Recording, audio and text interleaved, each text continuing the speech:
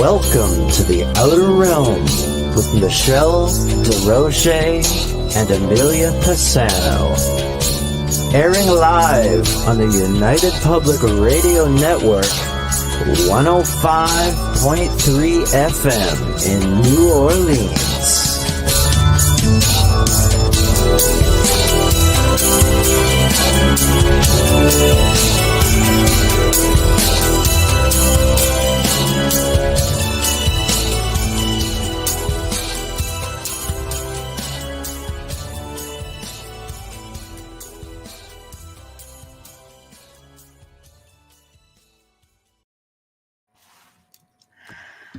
Hello, everyone. Happy Wednesday. We are pre-recording today.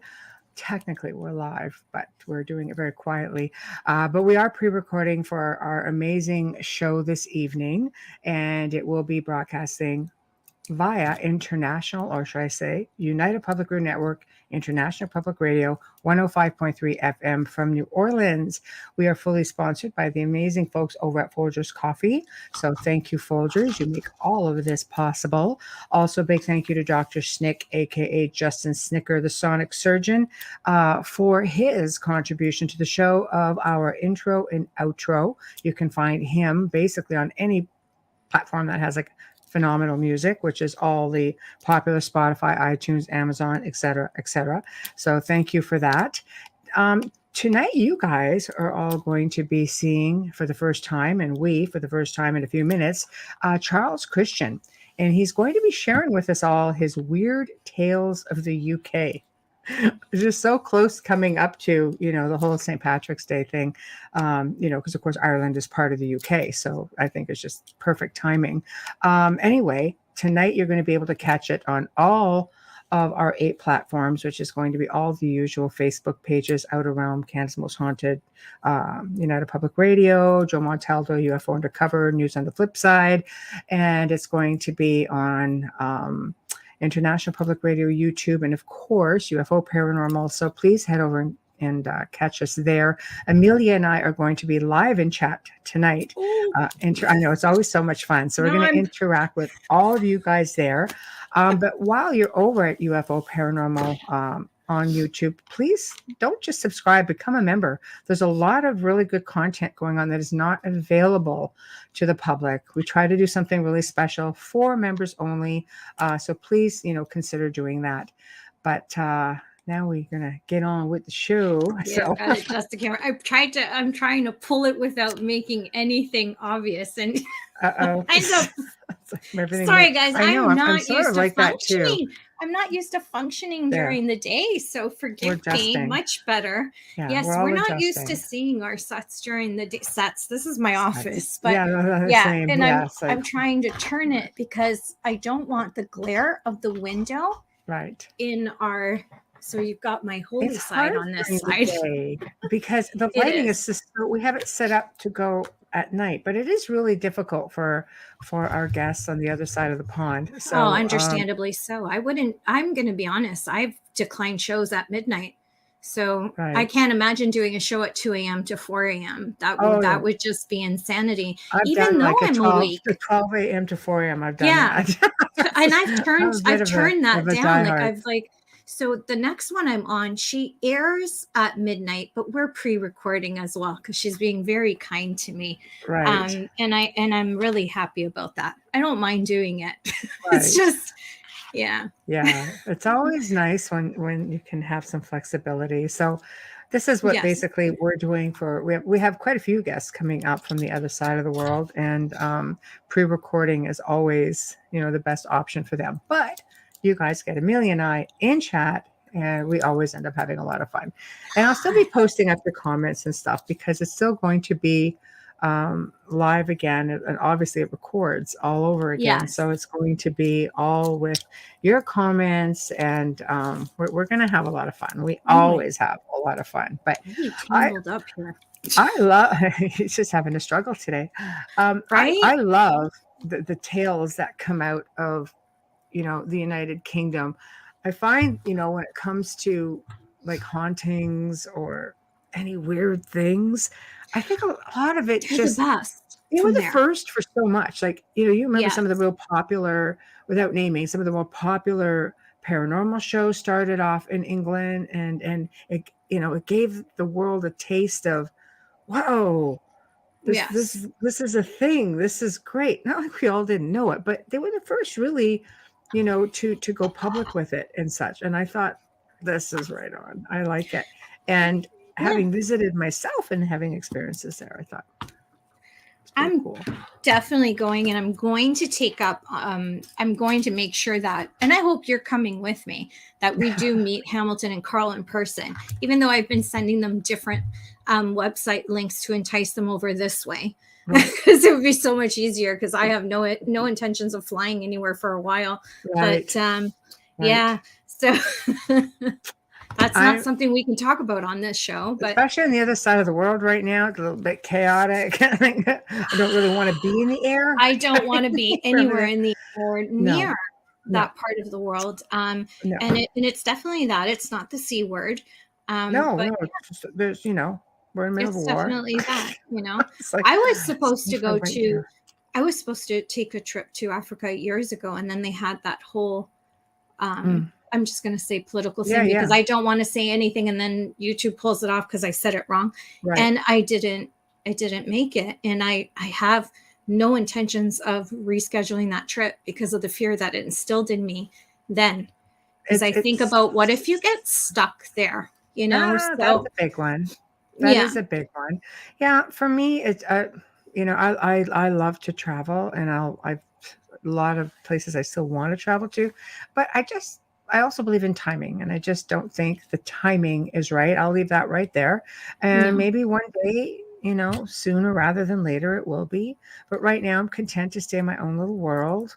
Me too. Reaching out to, millions of people like every single week, and we feel like you're all family. And, because you see us say and do pretty ridiculous things. So obviously like set up the show while we're on it. Right? See, right like there. This. Like this. Set up the damn show while I'm on it. There we go. See? Amelia, the light's missing. We don't just say it. We actually mean it. We live it. So, but what we'll do is send, we're going to send our guests an invite. So do you want to go over his bio? Yes. And then we'll get the show started, because I'm really looking forward to this. I love his bio. And I a lot of times I will take a bio and I will rewrite it myself for the show, but I couldn't think of a better way to put this out there for the audience to get to know him, because he wrote it so well. Right. Charles Christian is an English barrister and Reuters correspondent turned writer, podcaster, award-winning tech journalist, and sometime, get this, werewolf hunter. He now writes, talks, and makes videos mainly about folklore, urban myths, history, and the weird. So I guess I'm in one of those because I'm a weirdo. Yes, an English street newspaper once did commission him to go on a werewolf hunt on the night of a full moon. This is where England is just far supersedes our side of the world, I'm telling you. Spoiler alert, he didn't have one, or the werewolf didn't find him. He was born a chime child with a call. So according to legend, cannot drown at sea, but can see and talk to ghosts and fairy folk without fear of coming to harm, allegedly. I love his wit. I love it. And I'm really looking forward to speaking with him today. Yeah, I did I've already sent him the whole invite. So I am hoping now that we're going to be able to get him through and see what's going on, because this is all interesting. So there we go. It's been sent. Yay. I want to make sure. Yep, it did in fact send. So I mean, come on. When you think of England, I think pagans, I think druids, I think fairy folk, I think there's so many anomalies. Power spots. Everything. Banshees. It's not just the Ripper. Oh, geez, no. I think, again, the power spots. I think just paranormal. I think culture, it's so old. And culture, the culture. Yeah, all of it. There's just so much to talk about. Even when visiting, it was just like, you don't know what to see first. You're going through parts of England in Europe where cities are built upon cities. And the spirits there, the residual energy that compounds onto itself, to me is fascinating. And then you have all of these power spots that amplify so much activity also. I mean, some of the best stuff comes out of England, seriously. Like, so it's going to be werewolf, right? The werewolves isn't that one of the places? I mean, we've seen the movies, The Werewolf of London, and well, the werewolf comes in, like, there have been, if you go to Romania, for example, in Brasov, they have a tradition that on every full moon, wolves come down from the mountain into the courtyard. Wow. So I couldn't be in two places at one time. Like, do I wait for it or do I go to the haunted forest? You've told that story. That's right. It is. It's really wild. So I think this is just something that, again, we fall into cryptids. And do we find that are they ETs? Are they time travelers? Are they dimensional? Like, do they just slip in and out of portals? I don't know. I'm there's a lot involved in all that, but yeah, definitely. It's really cool. And we don't often have anyone who comes on and can say that they were commissioned to do an investigation for werewolves on a full moon. So I think that's pretty special. That's actually very intriguing. And, I'll be curious to see where he starts. I sort of left it open-ended because I don't want to do, typically I don't want it like a guideline per se, like some of the other shows, because I just, we like our guests just to feel comfortable and go whichever direction they want to go. It keeps everything very unique. And that for me is like outstanding. But all I know is there's like phenomenal stories that come out of the UK, and there is. It's going to be fascinating. So you just look at, even I love his little bit, which makes it really enticing. Like, if you're fascinated by the weird, the unexplained, and the bizarre, join author Charles Christian on a fascinating road trip around what he calls the Wold Newton Triangle. So I never knew about the Wold Newton Triangle. Only a writer could put it that way, right? So where all events have occurred unmatched anywhere else in Britain. He will talk about werewolves, zombies, vampires, green-skinned fairy folk, almost sounds like Greys, headless ghosts, screaming skulls, no less, ancient warlords, and a Parkin-eating dragon, and so much more. See, I love the dragons. The UK is full of stories of dragons. I love them too. Oh, I do. I've always loved dragons. And people are like, oh, what is that? I know it's a big freaking reptilian. Maybe we need to rethink about where dragons. I don't know. I wonder if reptilians are like what you would call a spin-off off of a rom-com. But maybe. A really nasty joke. Hello. Hi. How are you? Hi there. How are you? Fine, thank you. I'm fine, thank you. Good. Thank you for joining us. My pleasure. Now, what time is it over there for you right now? Well, it's 12 minutes past 5. I say it's this strange time where for 2 weeks we're out of sync. So that's right. America is technically 1 hour closer to Europe for that these 2 weeks. I know. We were going over emails. I forgot that. So is that 5 for me? I'm like, all I can say is you're 5 hours ahead of us technically, but let's just check it out when we get started. So wow, I forgot all about the time change on Sunday. That would interfere. Because 2 weeks later, even Europe, Italy as well, it's for 2 weeks right now. They're 7 hours ahead of us right now for 2 weeks. Yes, indeed. Yeah. And we get the same. I think we get the same for about 1 week in the fall as well. Right. Yes. Are you going off daylight saving time now?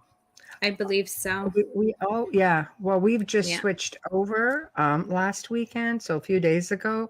So we're still caught in the daylight savings time. And it's strange because not everybody, if you go to the United States, part of it actually doesn't convert at all. No, actually, they just passed it yesterday. That's why I didn't mean to interrupt you. They just passed it yesterday in the Senate in United States that they are going to just ixnay that whole fall. They're just keeping it as standard. And usually Canada follows suit. right after, because we do so much business with them. Yeah. So it just makes things easier on the border.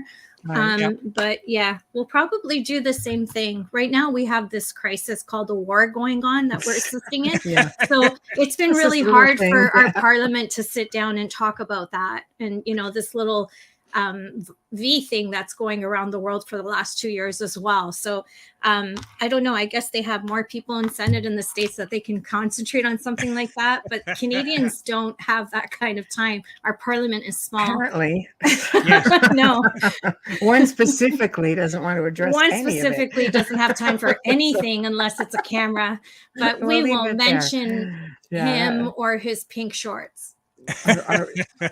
Our pretty boy who heads up I didn't vote for helm. him, can you? Right. But I've really been looking forward to having you on. You know, I've got friends and family in the UK. I love it. And just reading over the bio, and obviously, you know, you have that little niche at the top that says, if you're fascinated by the weird and unexplained, you had me at that. I'm just like, yeah, vampires, werewolves, zombies. So, I mean, what I like to do typically is start off with humble beginnings and just to try to figure out, like, you know, did you have personal experiences as a child or a young man? Like, what led you to this point? Because it's so vast, but it's so fascinating. What brought you to this part of your journey? I suppose it was, I grew up in the north of England in a town on the coast, and the house I grew up in was very, very old, right on the harbour side. And the back part of the house was medieval and the front part was Georgian. So we're going way, way back. Wow. And it was a very, very spooky house because so much had been added onto it, and because in the past it had been used by smugglers. There were odd little passages that just went nowhere, and there were walls that sort of swung back to reveal a kitchen that was lurking down there. Exciting. See, it's great. You think a kid would love that, but most kids would be terrified. Well, I was down, you know, me and my mates, we'd be down there exploring. Oh, that's a great place to play hide and seek and win. Awesome. Yeah. Wow. Well, we also had lofts at the attic space at the top. Right. And they were also very spooky. And indeed, one of my mother's friends, who was a spiritual medium, she said she could hear the sound of people in large boots walking across this room. Wow. And it turned out that my great grandmother on my father's side, she used to allow fishermen from other ports who were trapped in the harbor because of bad weather to stay there. Wow. And they would have had big, long sea boots, as they did in, you know, we're talking the end of the 19th century. They would have clumped around there. Yeah, certainly would have. Amelia mentioned the hide and seek. And one occasion, I was still very small, but my parents were having a Christmas party, and as they did in those days, we're talking the 1950s, people used to play party games, and they actually played hide and seek.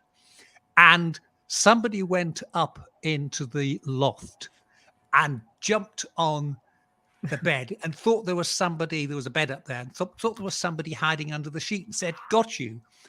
And then discovered that this body, it was a woman's body, but it had no legs or arms or head. And so she had a big screaming fit. But it turned out it was my grandmother's dressmaking dummy that... Oh, my God. You know, there's a shape to have the abdomen of a woman, but nothing else. So you can fit it. And that had just been laid there, on there, covered up, out of the way to keep the dust, and say this poor woman had gone there. That is There's a decapitated corpse. Funny. That is so funny. That would be startling, though, right? Like that would be startling. You know, in a gloomy place. And my goodness. You feel your way around There's no head. Oh, just the gift that keeps on giving. I would love to live in that house. I'm just saying. No kidding. Like, I would be happier than a pig in mud. Like, oh my gosh. No, I think it's great. I mean, I think people don't realize the history. Like this house is, it's haunted and it's 1872. That's old for this part of the world. You don't realize when you get over to England and parts of Europe. I mean, it's really old. I think some of the oldest buildings in the UK go back to the 800s that are actually still functional, don't they? Like, they really go back. They go back. I mean, I now live in a part of England called East Anglia. That's the bit that sticks out on the East Coast. Yes. And that has a huge number of pre-Norman churches. So these are churches that were built before 1066. Oh and my gosh. A lot of them are still in use as places of worship, every day, well, at least every week. And they just stay there. And you do find with old properties as well that bits get added on and bits get added on. And I say we did extensive building work on my parents' home at one point and took down some wall coverings, and you could see there were the beams in the walls, and the walls were 3 feet thick, and you were going back to the 1200s or so, and it's just been bits stuck on it. When you did that kind of work where you were restoring and renovating, did you find more activity in the house or no change at all?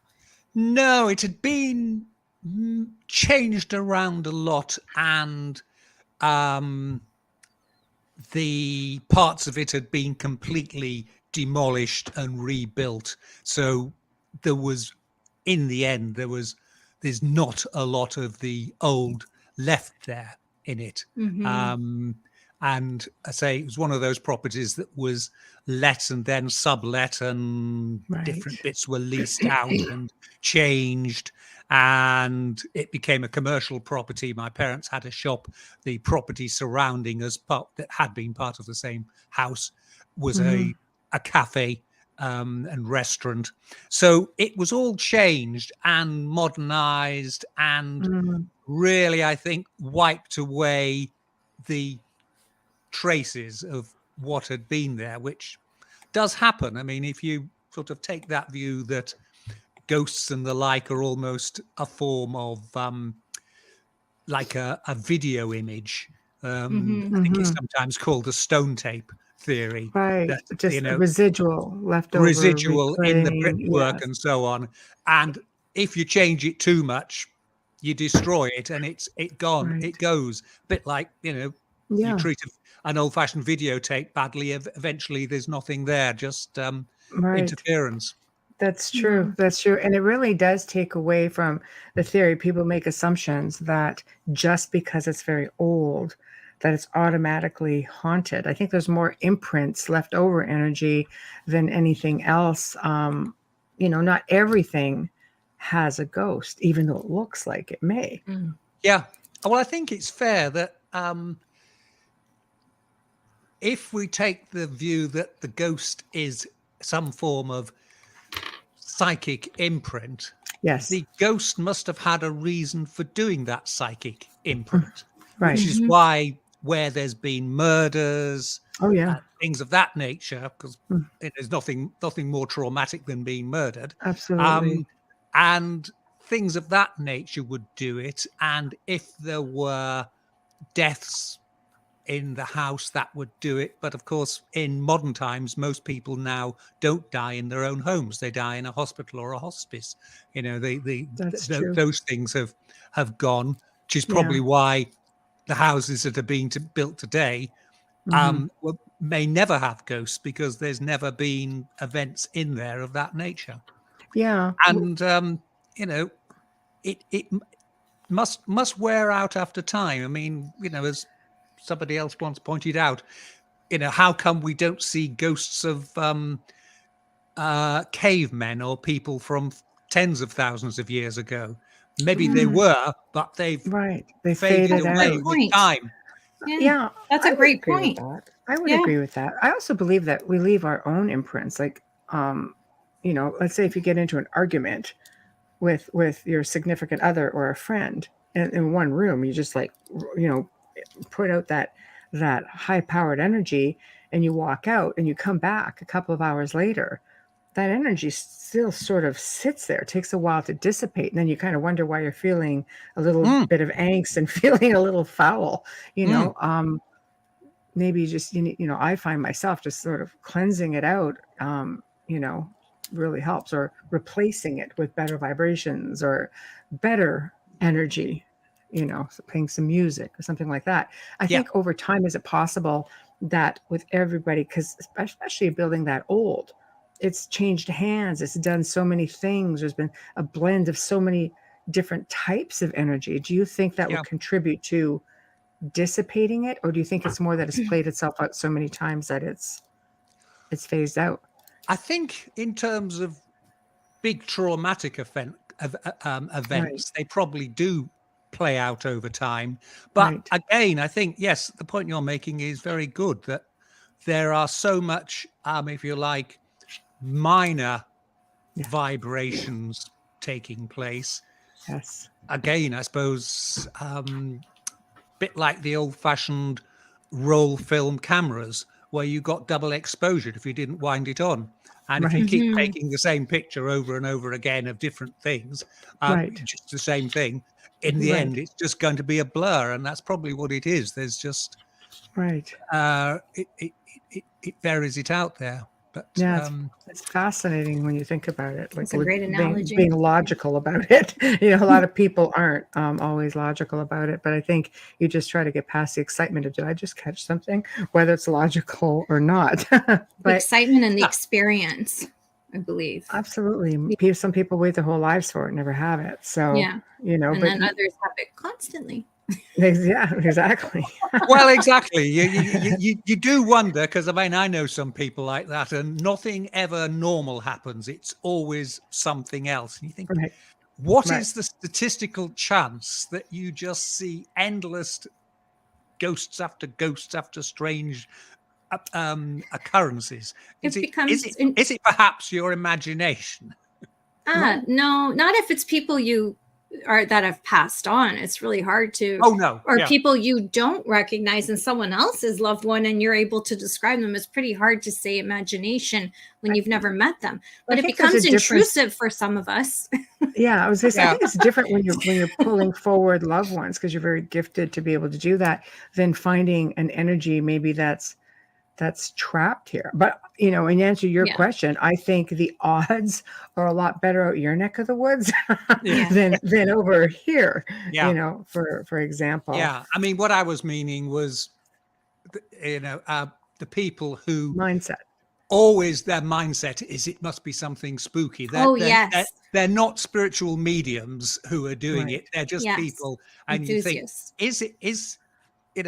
are you looking for the supernatural when it's just the natural? And is your first reaction to say, it's from the other side, and without thinking, well, that could be a logical thing. It's, you see people now putting up photographs saying, look at these orbs. I've taken a photograph. No, there's a very long, boring technical reason, but it's something to do with lens flare and the lens flare and dust and the cotton in our clothes and the carpeting and the forced air heating and moisture. I mean, we've got 100 scientific reasons.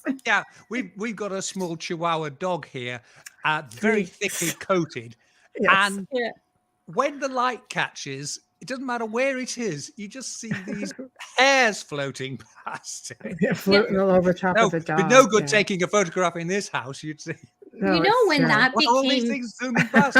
When that became big, Charles, was when moms started having these video monitors. And because what we see mostly is people's children, baby monitors, footage of all this activity in their bed when the child's in the crib, and I don't want to break their hearts, especially if they have someone who's passed, like a dad or a mom, and there's that hope and that, is it my mom? And I'm just like, it's really tough sometimes. I mean, our security cameras, we've been out of this house, let's say, for 4 months, Nobody's in the house. And we know it's haunted. I mean, doors will open by themselves, all kinds of things, especially back then. There was just anything could happen. No forced air. It's all boilers. So it's all radiators. There's nothing. Nobody walking, nobody existing. All of a sudden your camera goes off and there's an orb as big as your head just sitting there going, coming out of the mirror and just wandering off to another room. And we're just like, okay, we'll report that one. That's definitely an orb without a doubt, right? When you have these child monitors, you're seeing and I always say they're consistently shaped and they have this light reflection. And there's things that you can look at. And I don't ever want to tell them it's not, because like I said, people look for some kind of sign from their loved ones. But if it's something that they're afraid of, then of course I come straight out. I'm like, well, listen, you have forced air. Yeah. And you've got this, because theirs is always, well, it's moving. Yeah, but you have a vent in that room. It's going to move. The best ones are the camping pictures. Camping is crazy because you're of all the sitting pollen. there around a fire with all the pollen coming down in June and July. We get a lot of them. It looks like it's raining. I'm like, no, you're actually, okay, it looks I like promise. it's pollen. I'm allergic to that stuff. I can spot it a mile away. No, exactly. No. But you see, like your experiences, what prompted you now to just decide, because it's far beyond paranormal. I mean, this is like, it's supernatural, it's interdimensional, like all of these things that you research is just so vast. And you seem to be able to, like, you've investigated a lot. So I'm going to let you decide where you want this show to go, because like when this goes live, there's going to be millions of people listening. So I want to make sure that you get exactly what you want to get out there. Right. Well, I suppose we've talked about the house, and there was one recurring experience I had in my bedroom, and I would be, we're talking pre-teenage years to early teenage years, and there was this repeat sensation that something was shaking the bottom of the bed. It's one of those beds, single bed, obviously, as a kid, with a sort of board at the top and a board at the bottom to keep the mattress in. Right. And it was if somebody got hold of the bottom of the mattress, of the board at the bottom of the bed, and gave it a tug. And it was just that sensation that you felt yourself being pulled. Wow. And it was enough to sometimes wake me up.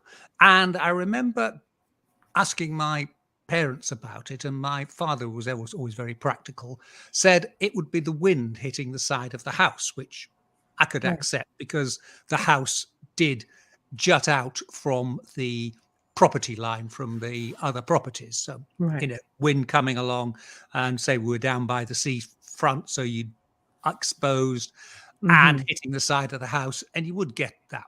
But it was only many, many years later, when we were clearing out the room, I'd left home by then, and we were changing it around, that I realized that the bed, if it was being hit by the wind, the bed would have surely shaken me from side to side, not from end to end. Right. Because the wind couldn't have done that. It wasn't possible to have shaken it that way. And you're older, so you have more of a logical mind. Yeah, and you think, well, that doesn't make sense. How did that happen? Right. So although as a kid it was happening to me, but I was accepting that it was nothing mysterious. It was just the wind. Later, I thought, hang on, that doesn't make sense. There must have been some other force, something else doing it, but I don't know what. So I sort of grew up with that, and then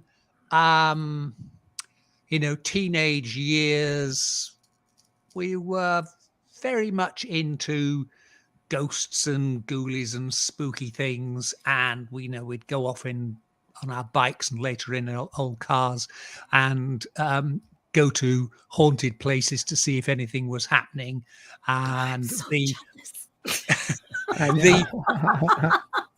at Scarborough, there's a huge big headland, and on the top of that is a very old medieval castle. And we have a Scarborough here too, but there's no medieval castles. Just saying, there's no castle. And there's a legend that if you climb on the castle walls, the ghost of Piers Gaveston, who was a character who I think he was the favourite of either Edward II or Richard II, but I say medieval prince. He was imprisoned there, and there's this long-term rumour that if you try and walk along the walls, the ghost will try and push you off. So, of course, naturally, you're all lining up. So would I. Teenagers go to the pub and let's go to the castle and see if the ghost will push us off the wall. That is a great combination. Brilliant. What could possibly go wrong? What could possibly Eat, drink, go wrong? be merry, get pushed off the top of the castle. Yeah, not be able to pick yourself back up. Yeah, exactly. Must be true. Well, I have to say, for the first time, I'm hoping that neither of you's got this experience. So you didn't lose anybody at the castle? No, we didn't. But I say I did that, and then I went to university, and with a friend who we all rented a house together, we used to go out ghost hunting. And I'll tell you about some of the incidents later. But then basically, after I'd graduated and eventually I became a lawyer, life got in the way, paying the mortgage, paying the bills, everything else. Yeah. And so all those activities rather got put on hold until about 10, 15 years ago, I was able to get away a bit more from the day job and was able to once more start pursuing the interest. So, I started off interested in it, but then life got in the way and then I returned to it.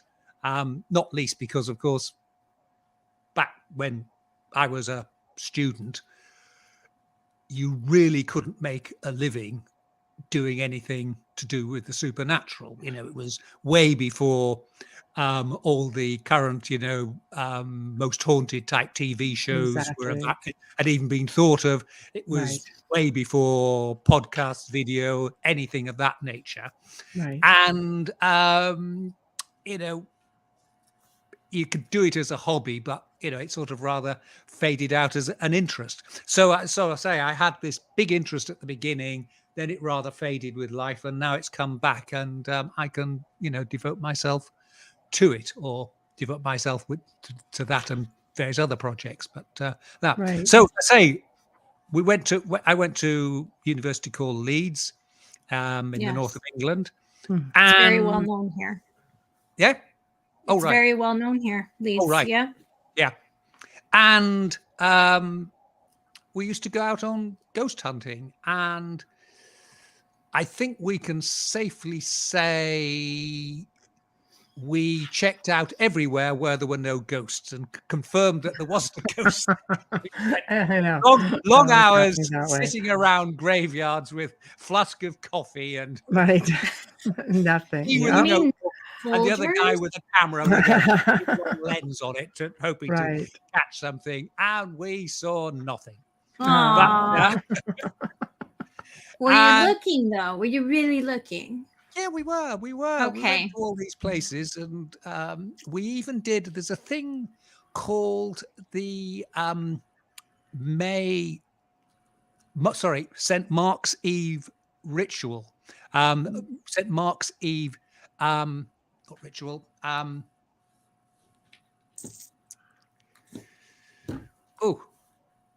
Anyway, St. Mark's Eve. It'll come to me in a second. Funny how the word goes. It's okay. Yeah. Anyway, the idea was you would. The story was that on St. Mark's Eve, between the hours of 11 o'clock at night and 1 in the morning, if you sat in the porch of your local parish church, you would see the ghosts, really, I suppose they'd be doppelgangers of all the people who in the coming year would die and be buried in that churchyard, go walking past. Wow. And there was even a suggestion that if you saw somebody go into the church but then come back out again, that meant they were going to have a very, very serious illness. Oh, and, wow. a near death experience, but they'd get over it. Right. And obviously the last thing you wanted to be doing there is seeing yourself go past into the church. That's really not good news. No, that wouldn't have been good. And I say there's accounts of the St. Mark's Eve ritual going back to the 17th century of, quite long detailed accounts of people who, they'd all sit there in the church porch and see the phantoms go in and go out. And, it was in the north of England and over towards Lancashire, what's the other side of the north of England. It was a strong tradition that this was something that was real and happened. Right. And I say we actually went to a St. Mark's church and conducted a St. Mark's Eve ritual sitting there. And I say we saw nothing, but again, it was basically a schoolboy error because we hadn't realized that church, although it was surrounded by a graveyard, it was no longer in use, so nobody would be buried there anyway. But right. Wrong place. But yeah, you still have all the old ones, Yeah. Those are usually the more restless ones. It's very spooky because it was one of those old Victorian churches where Leeds was an industrial city and everything's black and all the tombs have all got that black pattern from where the stones been attacked. Yeah. So I say that we did that. We also went out to a place where the ghost was one of the few people in English history who had jumping over to your side of the world, Giles Corey of the Salem witchcraft trials. Yes. You're familiar with him. He was the one who refused to plead, so they squashed him to death, crushed him to death, which was the same punishment in England if you refused to enter a plea. He had quite clearly from the accounts, a nervous breakdown and attempted to kill his wife, killed one of the servants and stabbed to death 2 of his children. And then tried to ride away, but his horse fell down a hole and he was caught. And he was arrested, and he realized that if he pleaded guilty, then his property would have been forfeit, and his wife and his surviving child would have been made homeless, and everything had been taken by the state. But if he remained silent, then it wouldn't happen. So he was crushed to death with this method. I think it's called pane forte. They put a big board over you and then put more and more weights on you. And he died there, but he was said to haunt his old property. And there's a very detailed account of, there was a school there in later years of schoolboys in the 19th century doing a sort of black magic ritual outside the church and dancing widdershins, reverse order, round their caps they put on the ground and calling on the ghost to turn up. And supposedly something did turn up and scared them so much they all ran away and abandoned all their bags and their caps there. And so there's been this tale that these woods around the church and around where the guy used to live were haunted. So again, we stalked out that place, but sadly nothing. But, wow. I Maybe say, you just needed to get out there and start chanting. well, that's it. Yes. When in Rome. Yeah. No, I don't recommend that ever for anybody listening. I'm just playing. So people take it pretty literal. Have to be careful. Yeah. But, Yeah. Right. So I say, we looked at, various spots like that, and I say, sadly, didn't find anything. Wow. But 2 for 2. 2 for 2. I did then move down to London, and when I was at law school there, and do you recall, not necessarily personally, but you may well have seen it on the showing late night on television, there's a Hammer horror film called Dracula AD 1972. I do know it. Yeah. I do know it. Yeah. I'm a Dracula fan. I'm not surprised. Sorry, she loves anything Dracula, so yeah. Yeah. It's actually a very good one because it's got Peter Cushing as Dracula. It's got Christopher Lee as Dracula, and it's also got Peter Cushing as relative of Van Helsing. Van Helsing. Yeah. Oh, I have to see that. Yeah. There's also one of Mick Jagger's ex-girlfriends. It's one of the vampire girls in it, and there's lots. It's Jerry Hall. I think it was it was another one before that. Bianca something. I don't know. I can't remember it. Yeah. There's so many. So many of them. Hard to keep up. Oh, Mick. Yes, that was something, digressing. I read this week that makes you feel old. They're having their 60th anniversary tour this year. I could have sworn their last one was the last one. Yeah. I'm pretty sure that's why we all bought tickets in Toronto, was because the last one was the last one. Right. Wow. It's great that they can do it. It's a bit like Tina Turner, isn't it? She's had about 3 farewell. But I love Tina. Nobody can touch They all do Tina. it. They all do the farewell tours and farewell again, and the Stones farewell again. And they have their own legacy, and I think they should keep going if they can. Why not? Yeah. Anyway, yes, we digress. But I say it's a good example of sort of swinging 60s Carnaby Street made into a horror movie. I need to watch that. And now that was actually inspired by an incident in London called the Highgate Vampire. I remember it. I know it very well. Earlier, where there were reports of vampire activity in Highgate Cemetery.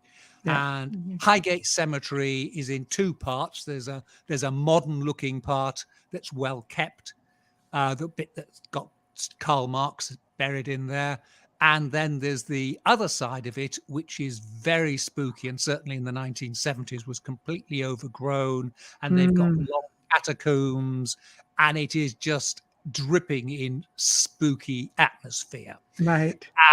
Very creepy looking place.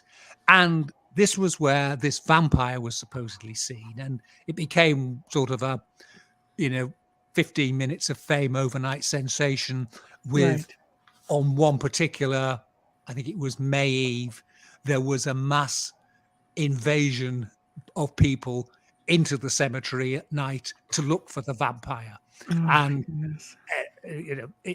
Lots of chaos and lots of vandalism and everything else. But there was a serious side because tombs had been opened and taken out. That's terrible. And and some of these supposed vampire hunters were staking them. However, I went down there during the daytime, and it was after all this excitement had gone down, and we found a tomb that had been recently opened, and the corpse inside say it would have been 19th century, so it was really just bones, Mm-hmm. had been beheaded, and a stake had been driven into its bones, and then it had been set on fire. So oh my gosh. there sort of always has been this thing about whether it was just people jumping on the bandwagon and going there, or whether there was a serious black magic group, occultists, who were carrying out not so much vampire hunting as necromantic activities in there. Yeah. That's terrible. Yeah. So that was quite a scary thing, because it was spooky enough in daylight, this place. Oh, sure. And we sort of saw this tomb, and it was open, and the lid was off, and it was above the ground, and we sort of peered in, and oh my God, there's a body there. So wow, yeah, that'd be a little bit much. It was. Right. I say, it sort of brings it home to you that there are magic practitioners out there, yes, who are doing their own thing, and the fact that it's the 20th century, now the 21st century, doesn't stop them. The fact they're still doing rituals of the sort that go back hundreds of years. And I say, the Hammer horror movie is based on the same thing, that they break into a churchyard and they try to bring up a body, and lo and behold, they get Dracula, who comes along and says, happens to be in Highgate. Thank you for all the fresh meat. Oh no, for sure. There's still stuff that surfaces. There's still articles surfacing about Highgate. It's just something that just will not get put to bed. I think it's just maybe that people still wishful thinking, still go looking. There are people who researched it who still write about it. There's a lot of bickering about it. It's very controversial. Yeah, there were two investigators who really basically made their life's career on that. And one of them, David Farrant, he died about 5 years ago. And then there's Sean Manchester, I believe. Yes, Sean Manchester's still around. And so it's one of those things that's lived on a lot longer than it probably would have done. Yes. In other Do you think it should, like in situations like that, just because of the vandalism and such? Do you think you need to let sleeping dogs lie, or do you think it's just good for tourism to keep this stuff going, or like you say? I think it'll fade away. I mean, Farrant's now dead, so he's not squabbling with Sean Manchester. And I think it'll just naturally fade away. I mean, that particular area of the cemetery is still controlled, and you can only go there with a tour guide, I think, an official guide. Which is good. That's good. Try and stop. Because unfortunately, with all of these things, once something happens, you get the copycat. And it always, even in crime. It's true. Happens.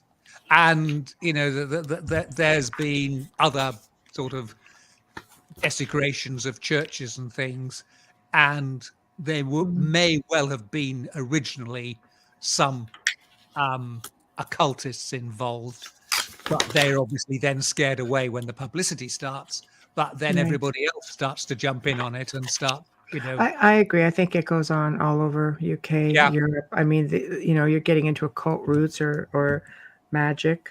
People kind of giggle, say, "Oh, magic." They don't look at it traditionally as a very old practice that goes on in some of the oldest families throughout the world who have this knowledge. It's not something that should be trifled with. No, exactly. I mean, I don't think we probably practice magic like you see on TV shows where the magician has flames coming from the fingertips. Yeah, no, but, Merlin. Thank you. Yes. But I think it may well be that we discover that magic is a bit like telekinesis and some of these other psychic forces that we don't really understand and which still gets treated by, in quotes, serious Right. scientists as a pseudoscience, and they just don't take it seriously enough. Right. But all of these strange powers that some people possess, I think, people can influence physical objects. I think magic will eventually be discovered to be something of that nature. It's a natural force that we haven't yet really understood, Right. and don't recognize yet as something serious, but it is actually something it is actually a real force that's happening. Yeah. It is fascinating for sure. So you come in and did you guys personally go and check out Highgate, or is that just you figure, oh, we don't want to look for a vampire? It could be dangerous. What did you guys do? We thought, we'll go and look for a vampire. But so you did, yeah. We thought we'd do it in daylight. Right. Just in case. This one he's asleep. No. According to Lord, yes. Wouldn't that be, or Twilight, whichever one. I know. It's because they're still out in the day in Twilight, but they sparkle, whatever. But wouldn't it be difficult to spot one unless you're going through caves or, I don't know, haunted mansions like where Michelle lives, and maybe their basements, You'd have a better chance. If you look at Hollywood or even folklore, they always live so grandly because they're said to have lived for hundreds and hundreds of years. So that's a lot of accumulative wealth. So of course, you have these big mansions. So did you start hunting mansions? No, we didn't. No, they have enough wealth that they can make sure people like me don't come in. And of course, now they've all jumped on the bandwagon with ghost hunting, and a lot of these mansions and old hotels and things make a considerable part of their money on hosting ghost hunting. Yes. It's quite the livelihood for them. It is. It's a source of revenue. Going back to my hometown, there's a big hotel there called the Grand Hotel, huge edifice, and that's long been reported to be haunted. But it now, one of its main sources of revenue is, monthly ghost hunting weekends. It's huge. Yeah. Yeah, it's big business, and so it's changed things. And whereupon once upon a time you could say to somebody, "Do you mind if we have a look around?" They'd say, "Fine." Now it's how much are you going to pay us? And exactly. Yeah. And if you're a team, in some places, I know in North America, it could be a couple $1,000s to be in just overnight. Oh yeah. So that's big business. It's kind of scary too, though, when you think of it, because you think about the activity that stirred up from a previous group when you come in. Was it always there, or is it something they conjured in? Or it's hard to validate any of that. Well, you've also got the thing with if you have a group of people there, some of them are going to be, if you like, jokers, and they go, "What's that?" And if you've got a group of people together, you get a sort of group dynamic, and everybody gets nervous together or excited together or whatever. And again, are they sensing things that aren't actually there at all, but as a group, they've worked themselves up that they do sense there's something there, but it's actually all their pent-up nervous energy. Well, some tour guides will do that too. I was at a tour in Scotland, and I enjoyed it thoroughly. I didn't think it needed additional theatrics of people trying to, like, part of the tour jumping out at you. They tried to get me a few times, and I'm nervous as steel. I just sat there and I went, "Thank you, though." Yeah. And he's like, oh, I was like, no. Yeah, Seriously, I startle easy. I would have fallen off my heels. I startle easy. It's believed that by shocking somebody, like a shock scare, that from what they told me, it goes, actually, all we're trying to do is, it's supposed to have us release something like pheromones or something that will attract. It changes your energy somehow, and it would attract things to come towards you. I says, I understand what you want to do now. That's the oxytocin. I'll do my best. Great. But yeah. How about no? But the history and the ghost stories and the spirits around. Yeah. And, having mediumship abilities you can pick up. It's all around. Yeah. But this was the theory. But I think instilling that is leaving their own imprints. Exactly. And I mean, the point is they are now doing it as a commercial operation, and they want to make money. And the way you make money is you keep the customers happy. Absolutely. And they then go home and tell other people, oh, it's really good. And you get more customers. So the whole sort of element of ghost hunting has changed from, if you like, when we were doing it, we were very much amateur, old school ghost hunting. And it's now become a business. And both the venues and the people doing it are doing it, and the equipment. Yeah. And again, the equipment, some of the equipment they use, ghost boxes and things of that. You have to look at his dodgy. What is the science behind it? And but then you're getting into parapsychology, which is more of even parapsychologists in 100 years of working on it have never come up with anything concrete. I think you have to look at it when people say, "Oh, we use scientific equipment." No, man, you're not in a laboratory or laboratory. This is tools of the trade. Maybe is that a better way to put it? But it's not scientific. No, but I mean, some of it comes with interesting results. But is it definitive? I don't think anything is definitive. Well, I mean, they can't.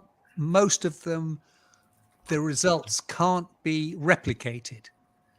If you're going to a place that's haunted, then presumably, if you go one day and you see a ghost, then supposedly, or feel a presence. If you went another day, you'd also feel a presence, or somebody with the same equipment, or the same makeup of group, perhaps with a spirit medium or something with them, clairvoyant, would be able to replicate it, but you never see that. It's just sort of the one-off. So I think the sort of commercialization of it is actually undermining the credibility of it. And I suppose it's counterproductive. You make money in the short term, but long term you're discrediting the whole concept of ghost hunting. I agree with you. I do agree with you for sure. I think it depends on the location. I also know, spending a couple of decades doing spirit research, that if you have a spirit who's stuck, a genuine spirit who is stuck, not residual, they're still people.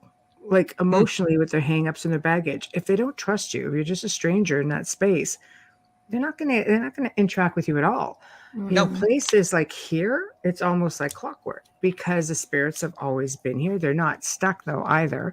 So, the house is built for her. She loves it. She comes back and she's very interactive. So they trust you. They're used to you. They're liable to calm down enough to. We've had film crews here, and we've had coins drop from the ceiling in front of like 6-7 people. We're just like, that was cool. but we don't say, hey, can you do that again? But it happened like it's not a circus times in a row. Yeah. So there's always somebody in that film crew that they really liked and just, acted out for because never happened before, never happened after. But they caught it 4 times in a row. Nobody upstairs. 8 people, 6-7 people are sitting there going. Do you ever wonder where they get these coins? And just laying in a corner somewhere. I don't know. No, I'm just curious. Like they're just. Yeah. No, but I mean, there was a home I worked at, was very old, on Lake Huron, and they would drop coins from like the early to mid 1800s when the house was built. Big pennies and things like that. So I don't know, but I do think if you're dealing with a genuine spirit and not, an imprint or a replay residual, that they would have to build a trust level with you as well. And if you're going in there, all these different people are coming in all the time, I don't know necessarily that people are always going to get those repeated results like you're talking about. I think you have to build that up like anything. Well, it's like Amelia said. It's not a circus act, and it's not a circus show. And as you say, if you are dealing with an entity you can interact with, it's going to interact like you and I would interact. If somebody thought the other one was playing them along and not taking them seriously, absolutely, the trust would be gone and there'd be no genuine interaction. You as you say, that they're human beings, were human beings, and they have the same emotions as living human beings. I agree. Same responses. This was a bed and breakfast, so they asked, they come spend the night and film. We're like, sure. It's a B&B, man, whatever. So, and they would have, experiences. We would always say, I'm not going to guarantee if you're coming here for an experience, there's no guarantee you're going to get an experience. Most of the time they would, or people would just hear things walking around and things like that. It was never anything that dramatic, so I'm glad they captured what it is that they wanted. It was actually a comedy that filmed here. Because they like the surrounding of the house, right? You should send them the clip. I know. Oh, they have all of it. Yeah, it's just like, but you're here to film a comedy just because the house is very unique and it's the way it looks and the way it's decorated, and it was just like, what? Nobody's laughing now, I bet. But whatever. But paranormal is a different breed of its own. But I also especially like how it, like with your opinion, do you think that paranormal is associated with cryptids and ufology? Because there's that theory now that's floating around that you're reading a lot more about it. They figure everything somehow joins together. Paranormal activity stems from, let's say, contact with UFOs or extraterrestrials, or cryptids are actually, well, some believe they're extraterrestrials. People believe they just come through dimensionally speaking. I am fascinated about the Wold Newton Triangle for this reason. That you made mention in your blurb at the top of interest, because most triangles have a mix of literally everything. The Wold Newton Triangle is an area of countryside about 10 miles from where I grew up. And again, it's one of those places that didn't think too much of as a child, go up there and go around. But later I started putting together all the pieces and realizing this is just one focal point of weirdness going on there. Okay. I mean, the thing that started it off was when I was young, we were driving back, thing you used to do in the 1950s, when you'd go out in the car with your parents on a Sunday afternoon and go somewhere. And we were driving back through there, and we passed an old pub inn on the side of the road. And my mother commented that during the Second World War, the Women's Royal Army Corps, they were the women who did behind the lines support work for the military that previously men had done, and the men were at the front. So these were, people driving lorries and trucks and things. Right. They were given special permission that at night they could use a detour, which would have added 20 miles to their journey, to avoid going past this house because it had a reputation for being haunted. And what struck me sort of later on thinking about it was, there's a war on, petrol was rationed, and yet somebody high up in the military thought it was important enough that people weren't made to drive past this spooky place. So it got me thinking about it and, digging into it.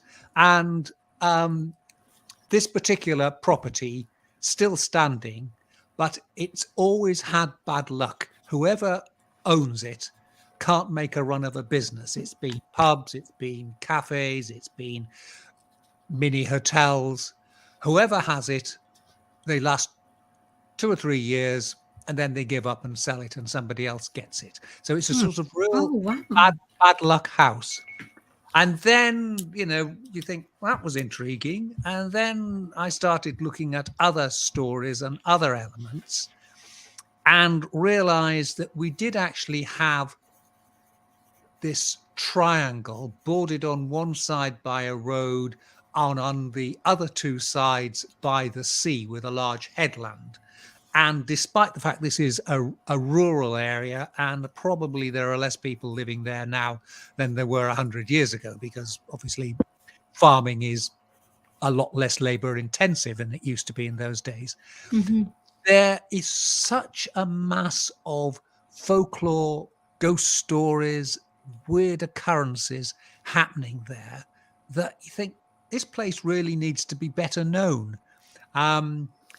There's tales of fairy folk going back to the Middle Ages. There's this huge stone monolith at a little village called Rudston, which is this enormous big stone, and it's actually next to a parish church now. But it's huge, and it's taller than any of the stones at Stonehenge. And in its heyday, it would have been even taller than it is. There's a lot more now that's sunk beneath the ground than there was, and the churchyard's built up over centuries, so it's not as imposing as it would have done. But once upon a time, it was erected about the same time as Stonehenge. So you're talking, 2000 BC, so 4,000 years ago. Yeah. This would have been this huge, great big stone standing there in the middle. And, analysis of the stone reveals that it was dragged a very long way to get there. And it would have had to be dragged because there were no rivers and it's on the top of a hill, so you couldn't float it there or anything. And then there's earthworks. There are remains of what are called wood henges, which are like Stonehenge, but they were made with wood, which sort of modern archaeological testings can show where the wooden pits were. All the ghost stories, and it really was this focal point for a ritual landscape.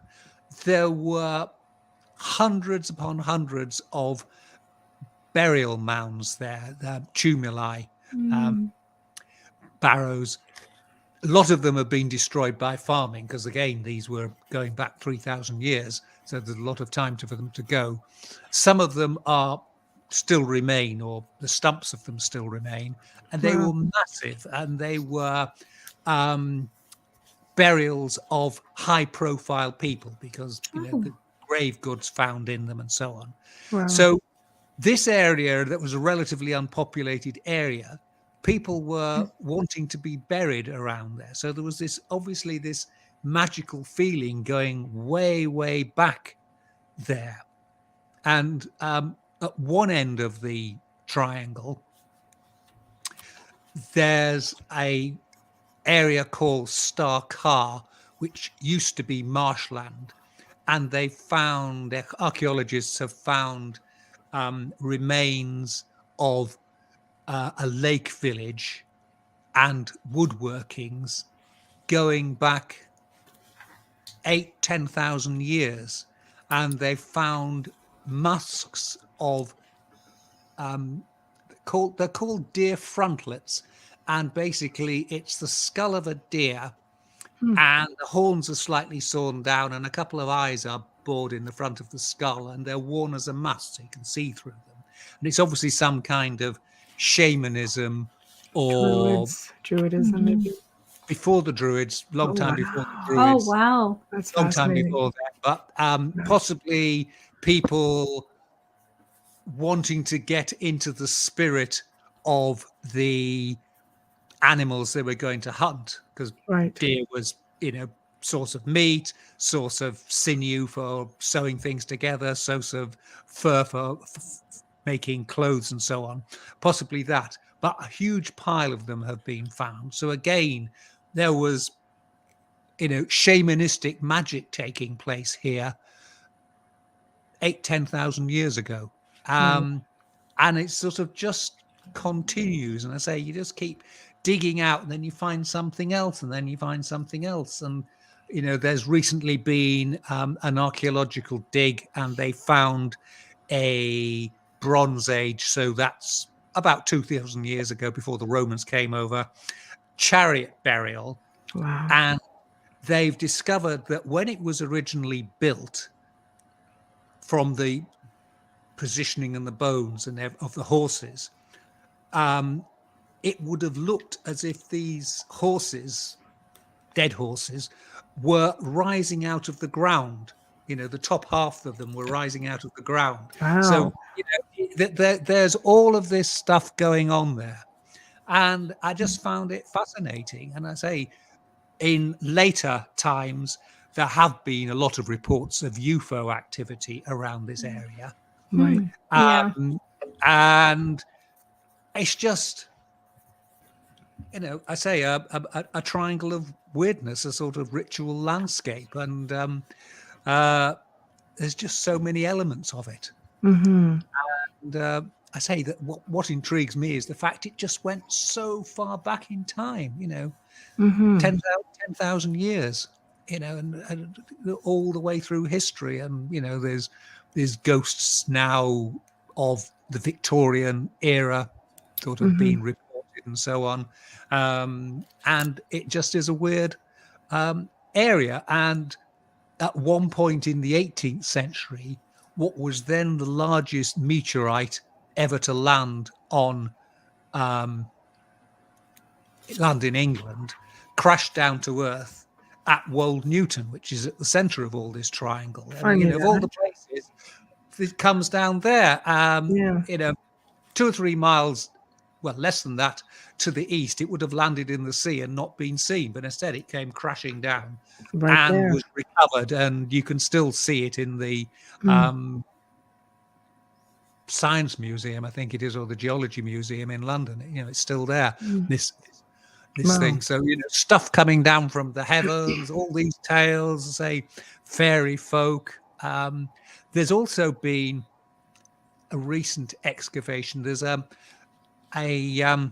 abandoned medieval village there called Warham Percy, and recently they've been excavating the churchyard, and they found that a number of the bodies there had been ritually dismembered, and their they were post-mortem deaths, and their legs had been broken and cut off.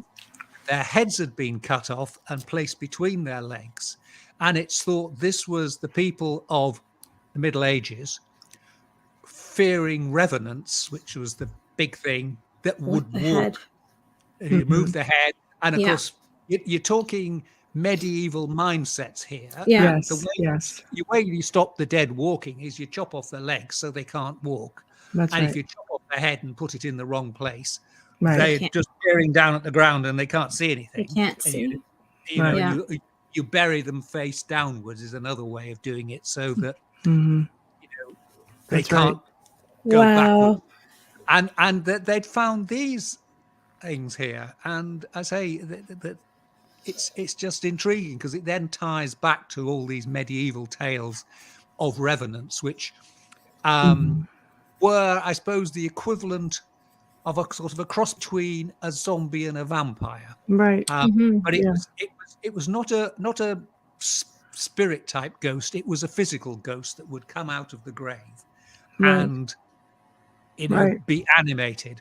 And I say, it's you read accounts of them in medieval history books, but this was an area where the only logical explanation is that's what was being done to these bodies. There were people who'd probably been villains in their life, and the medieval people had this idea of a bad death. If you had a good death and you're a good person and you said your prayers and you had the last rites, you'd go to heaven. If you had a bad death, you hadn't said your prayers, you hadn't had the last rites, you'd lived an evil life, then you were likely to wander the earth. And say this was a manifestation of it. They were taking precautions. These people might come back to haunt us, so let's deal with them. There are cemeteries like that throughout Europe. Like it must have been through the medieval ages. Like there's that are archaeologists are starting to discover. Yeah. And you get a lot of that in the Balkans and the Carpathians, which is one of the sources of the Dracula type stories of vampires. It's the same thing that people don't want these evil people who are evil in their life. They are concerned that they will come back to haunt them in the afterlife.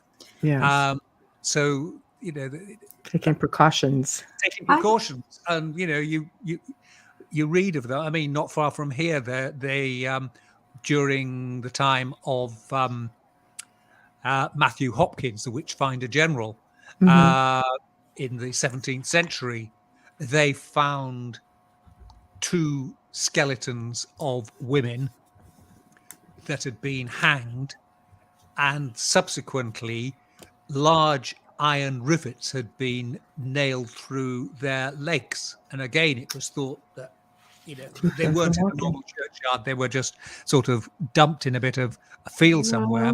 So again, it was thought these people were executed as witches. As we all know, 99.9% of people executed for witches weren't witches at all. But either way, they were accused of being witches and thought to be witches and executed as witches. And people were therefore frightened that as witches, they would come back from the dead and wreak havoc on the living. And so again, precautions were taken. So, it's one of those things that the whole mindset. We remain terrified of the dead. But I think it's still to this day in some cultures, because not much has changed from then. Okay, maybe we don't cut off their legs and their heads, but Christians, the last rites is given whether they are still breathing or not. It's seen as it has to be that way, or they can't enter the gates. And the exploitation of, and I say this all the time because I've actually been to Salem, the exploitation of what happened there, and it continues. The fear of those witches coming back, and it just it's I'm amazed at the last rites ritual for back then, when you were saying even though they cut off their legs and their heads, the last rites to me was always seen as a Catholic rite. I didn't realize that it was something that was done then as well. Yeah, well, don't forget, going back then, the only church was the Catholic Church. Okay. From when Christianity got re-established in Europe in the sort of, in England in the 7th century or so, there was only the Roman Catholic Church, and through until the Protestant Reformation. So all of them were treated that way, royals. And they still then also had the concept of purgatory, sort of a clearinghouse between going up to heaven or going down to hell. And it was thought in medieval times that the more spiritual type ghost you saw was a spirit of someone trapped in purgatory. And again, when you read some of the medieval books, the ghost is walking, and it's because nobody's saying prayers for it. And it was a big thing that you had people say prayers for you while you were in purgatory, and people would leave money for priests to say prayers for them, for their departed spirits, for some cases hundreds of years. People were,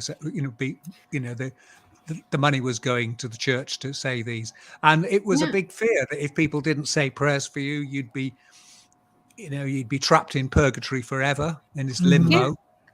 And it's one of those things you have to sort of think, not with modern thought patterns, but with what a medieval thought pattern would be. And most people were illiterate.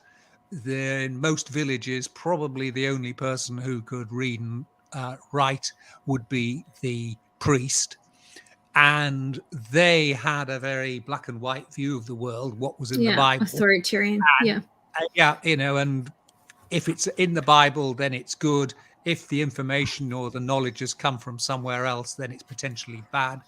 And they had this fairly harsh view on what it was. And if somebody reported something weird, it was either an angelic manifestation or a demonic manifestation. There was no sort of in-betweens. But it's still like that in the Roman Catholic Church. I mean, I remember, because we've been locked down in this pandemic, I had to contact the church because I lost my father in November of 2020. And I knew that he wanted a mass, like the 30-day mass, the 1-year mass. He did masses for years for my mom. So they still have that belief of praying for the souls, and he set aside things so that I made sure that I have this done for so many years. And we still do it on the anniversaries of our loved ones' deaths, meaning the Roman Catholics. Not that I'm practicing, because my priest would argue if I said I was going to church, he'd be like, yeah, no, you're not. But but I'd done things for my father in that respect. So I understand it's still happening, but to a different degree. As you said, it's just a little bit different. It's a little bit different, and we've got more modern ideas, and we don't immediately now think, "Ooh, it's the work of the devil." No. We realize there are other explanations for things that go on, but I say it's this whole culture that they had for so long. It basically dominated Western Europe for over nearly 1,500 years, and all our unbelievable when you think about it. Until Protestantism came along, and it had staying power, gave a different perspective on it. All of them,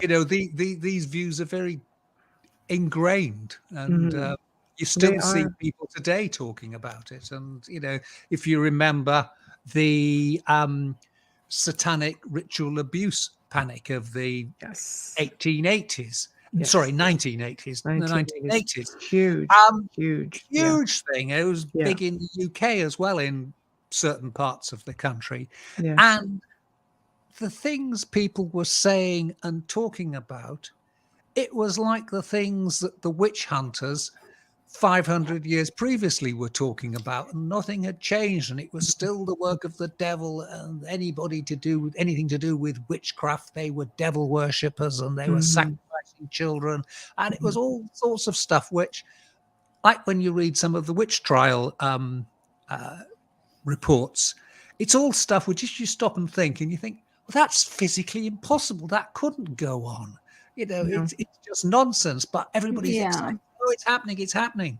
And the beliefs run through. It's hysteria when you look back at it, when you see it. And when you go in person to take these tours and learn from them, you see the corruption behind the people and how it was a plot to take land and to give them absolutely no right to anything, because they were told, if you plead innocent, we'll give you, if you plead guilty, we'll take your land and we're done. Right. But if you plead innocent, we're going to try you and we're going to hang you. Yeah. Yeah. And that's what they did. And Yeah. that's what a lot of people need to know, not just the, the Hollywood version or the tourist version because it's making money. I was very fortunate when I went there, and I'll say this quickly because I do have to slip in the we have to do our station and sponsor ID. Yes. I will do the station ID right now, and then I'll tell you quickly what happened when I was there in Salem.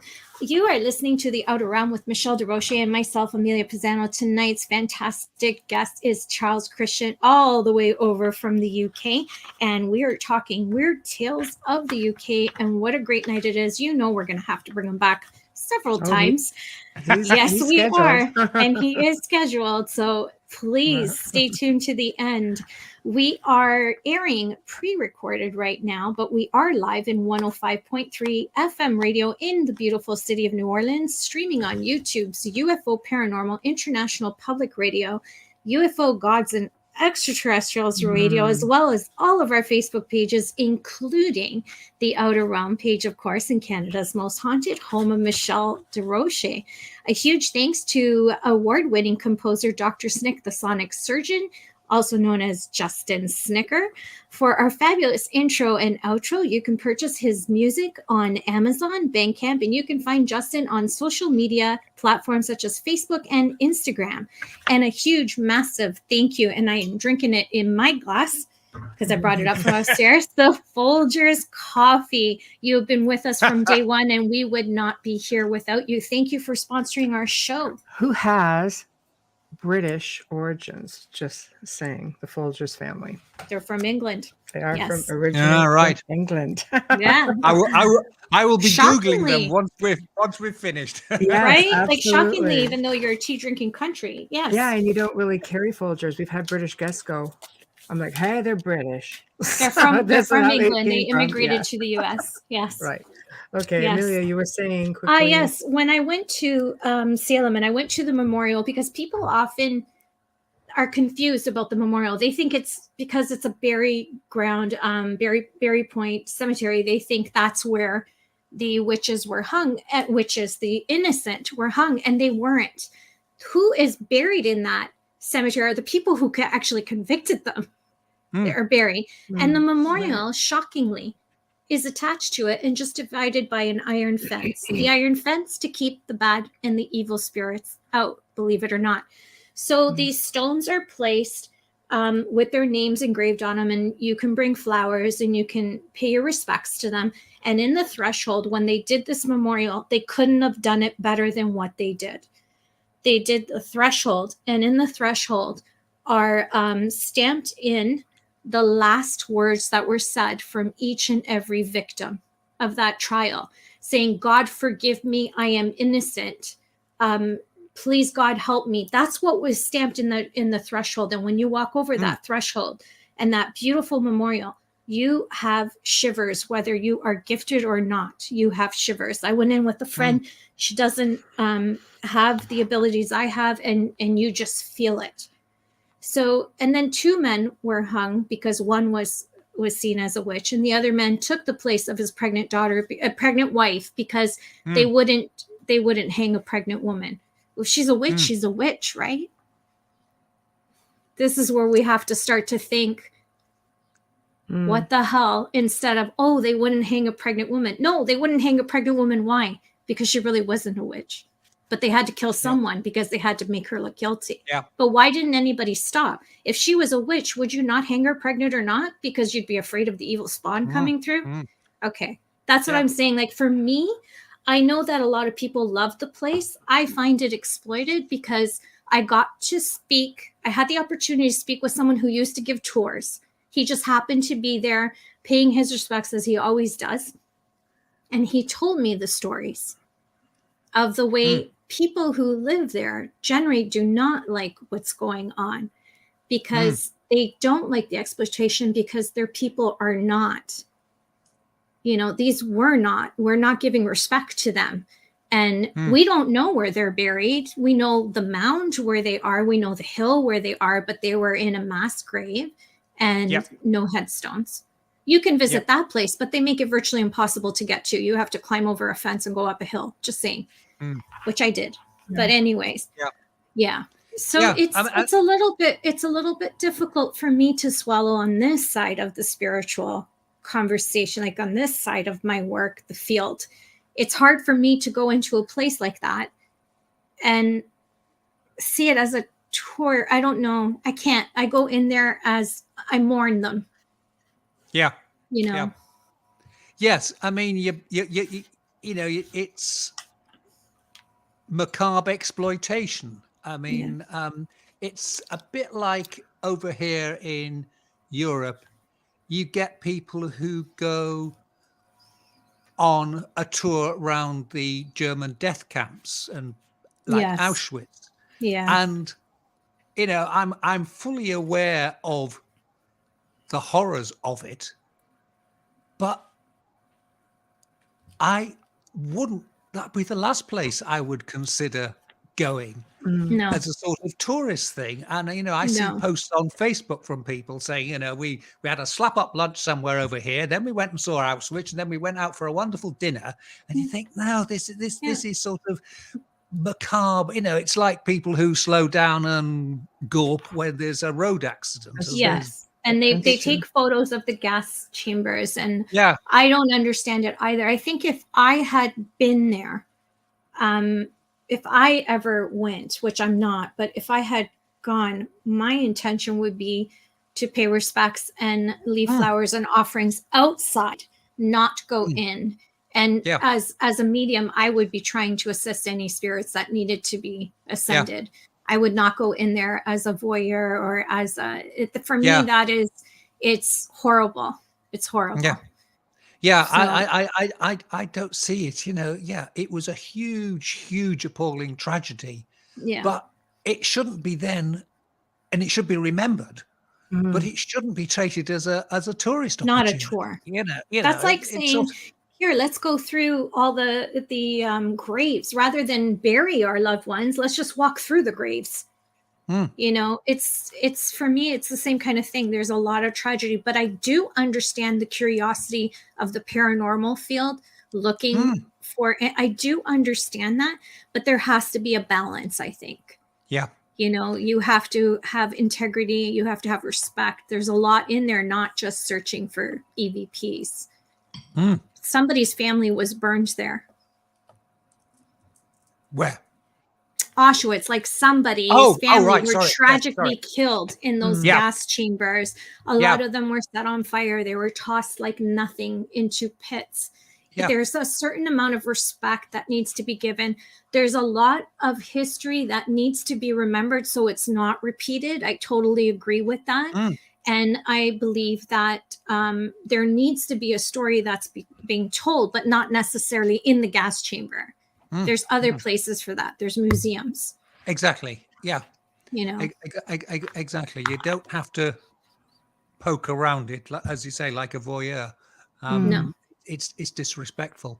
Yeah. I went to the 9/11 memorial, and my intention was to see if I could help ascend any spirits when I went through. I cried so hard going through there. I literally rushed out and couldn't do the tour properly. And I'm against it. But anyways. Yeah.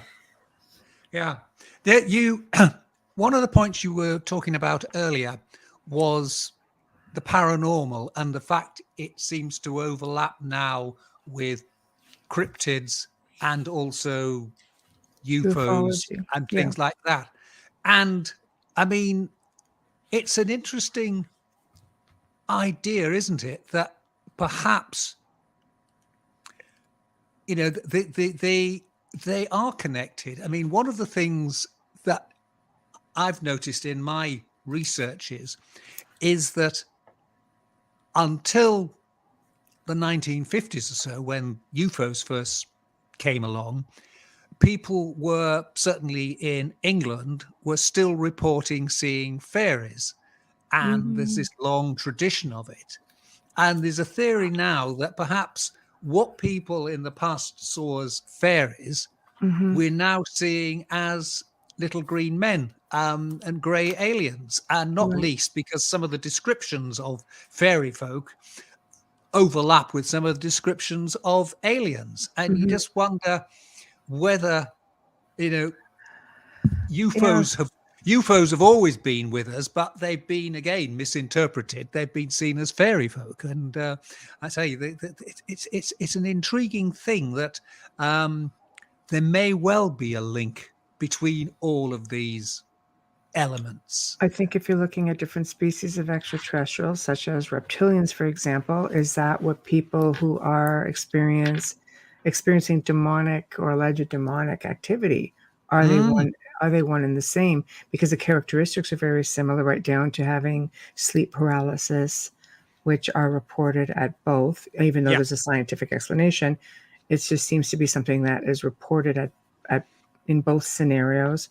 Appearance, odors, things like that. Same with angelics. I think the term angel and demon is a Christian or Catholic representation, and those in the UFO field will say no, they're reptilians or Palladians or light beings. Like there's just and cryptids. I mean, I think every country in the world has a Bigfoot. Or a water monster, Loch Ness. Are they coming in and out of portals? Because people report them just disappearing. Yes. I mean,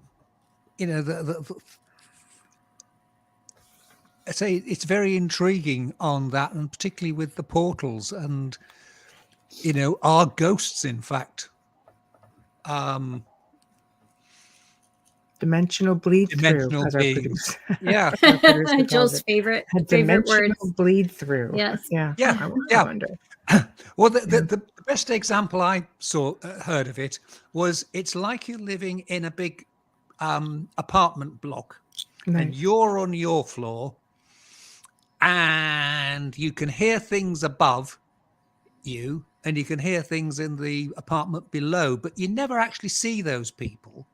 And is this really what it is, that, the people down below are the equivalent of the ghosts, and occasionally you just catch a glimpse of them maybe, and the people on the above are aliens, and again, we're just catching glimpses of them, and we're all there. But as you say, it's dimensional bleed through, or is it even, another idea of the multiverse, that there's parallel worlds and they cross over? I mean, with fairy lore, there's long been this idea that the fairies live in another world, and that there are places on Earth where, if you like, our realm and their realm are parallel, and there's bleed through and all this stuff about, if you go into caves, you'll find them, that the fairy folk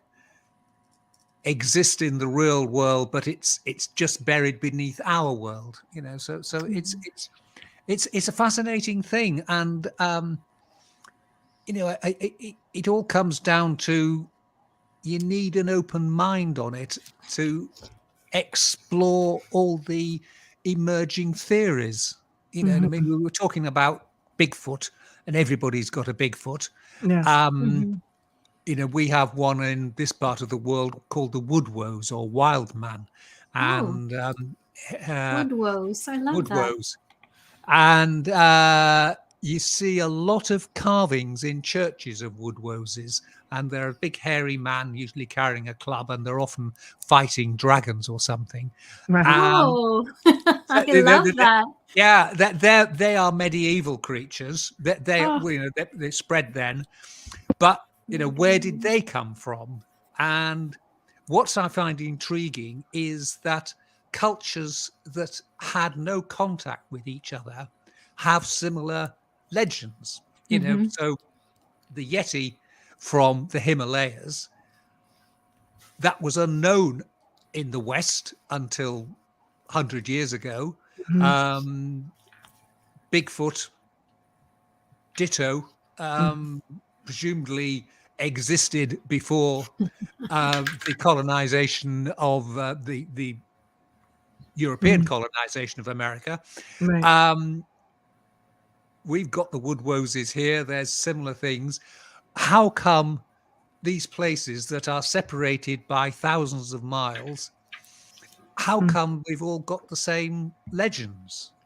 And the same characteristics, everything. Yeah, and you're starting to get with archaeology, people are finding that the human family tree is a lot more complicated than we first thought. And it used to be, Neanderthals, and they became extinct.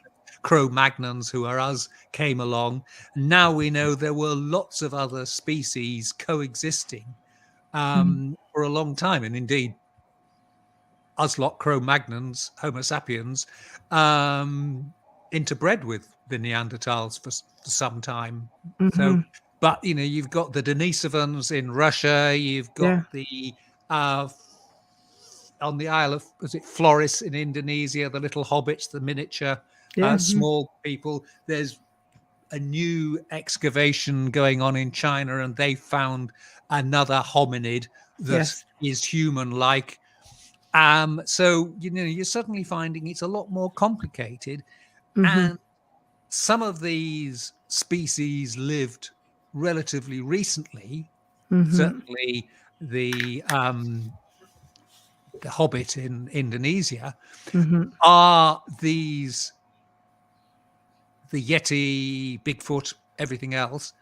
Are they relics of other species that we haven't known? And they've wisely spotted that the best way to survive when humans are around is to avoid them, because humans will naturally try and shoot and kill them. Of course, except for the indigenous who who have coexisted with these beings.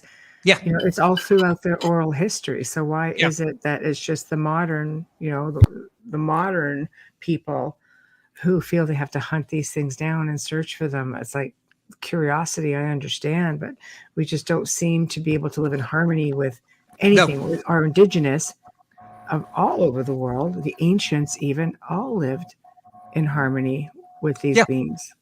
Exactly. Yeah. Right. Is it they're not, that they are really our cousins who we haven't been properly introduced to, and they're hiding away from us, and we, it's this thing with paranormal and mysteries. A lot of the things that are mysteries, it's because we don't know the answer. It's not because they don't exist or that they've been made up. It's that we just don't know. We've got missing knowledge. We don't know about them. That's right.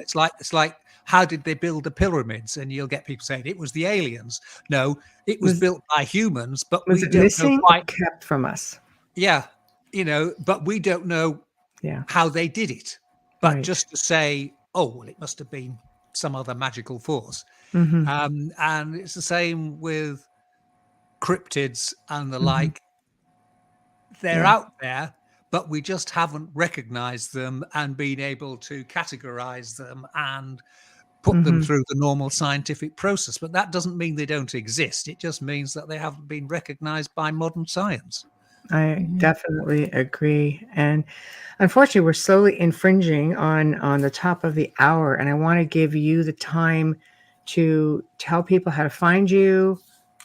You have your books, upcoming books. We have you scheduled to come back. So there's going to be a lot of opportunity to catch up. I can't wait already. So, so this is the part of the show where you get to promote yourself and bring people to you. Right. Well, you can find me on my website and also on social media as Urban Fantasist.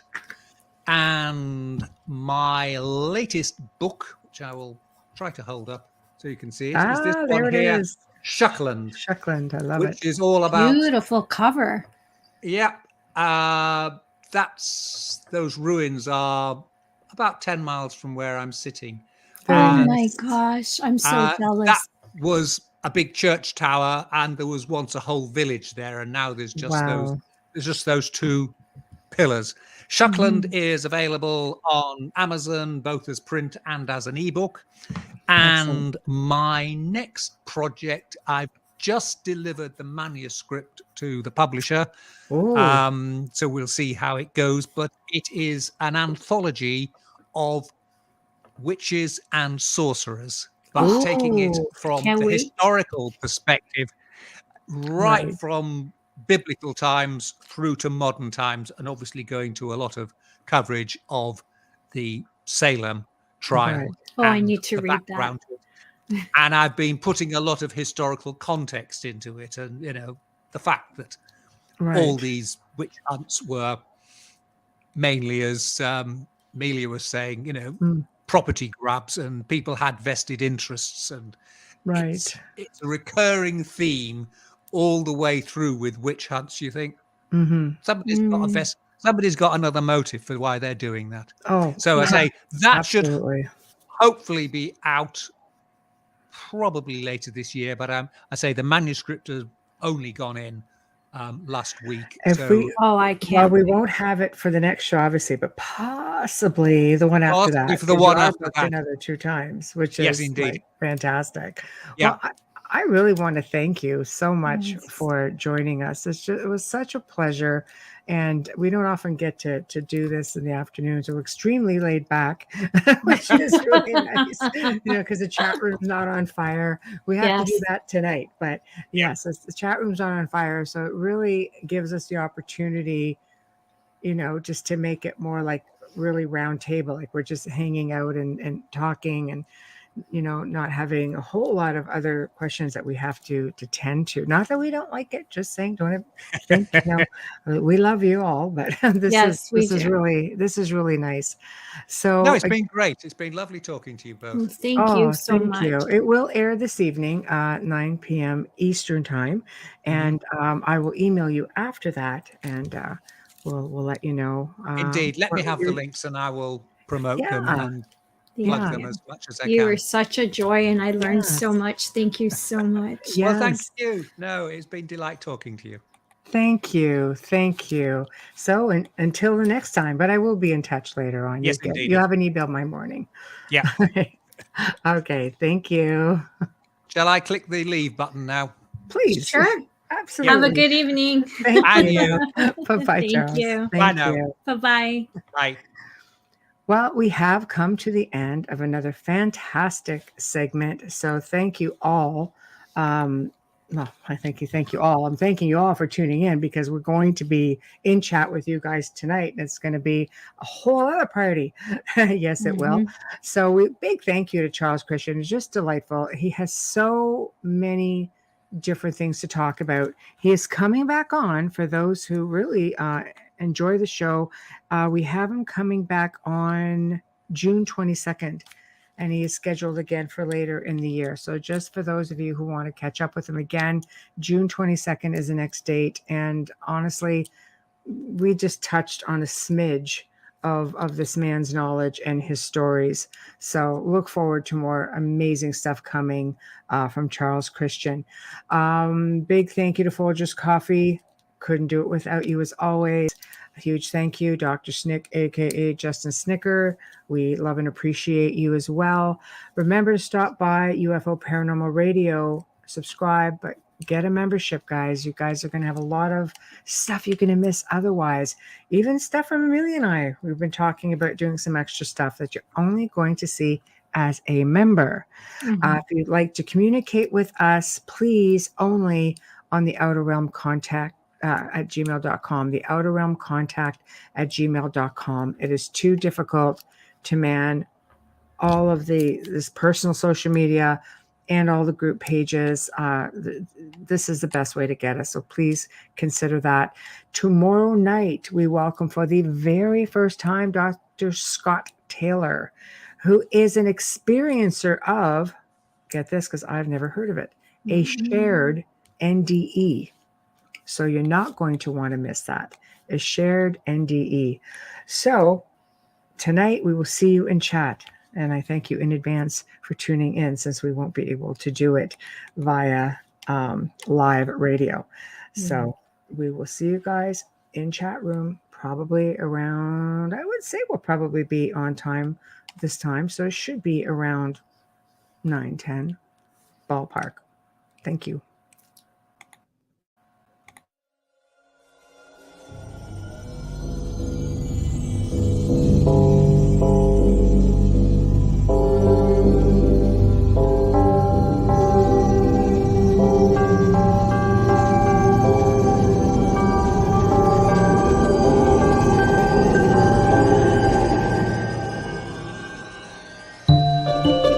You have been listening to The Outer Realm with Michelle DeRoche and Amelia Pisano. Airing live every Wednesday and Thursday evening, 9 to 11 p.m. Eastern, 8 to 10 p.m. Central, on the United Public Radio Network, 105.3 FM in New Orleans.